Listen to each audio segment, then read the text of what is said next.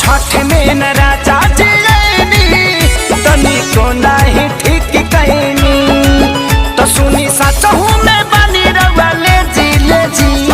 राजा करे जा बोली उखिया ले आवे खती के करा के भेजी राजा करे जा बोली उखिया ले आवे खती के करा के भेजी।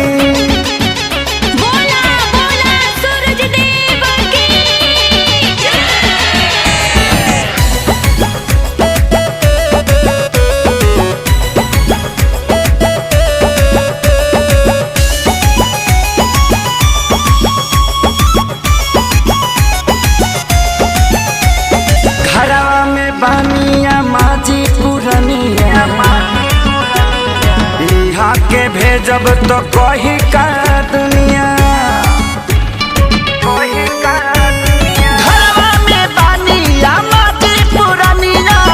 यहाँ के भेजब तो कही का दुनिया तरौरा पूजा में देखवनी ना तेजी तेजी राजा करे जा बोली उखिया लियावे खाती के कर के भेजी राजा करे जा बोली उखिया ले आवे खाती के कर के भेजी उखिया ले आवे खाती के कर के भेजी।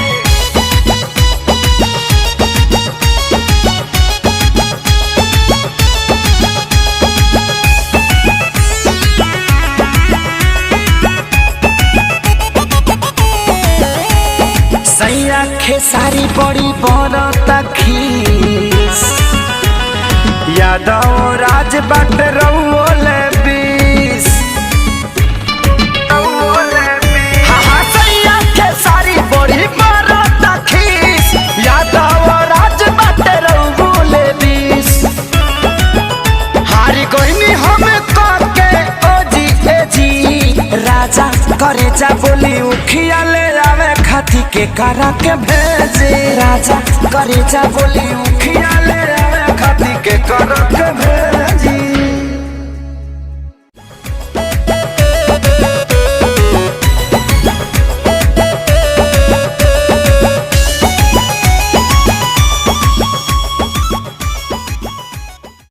हारी कोई हम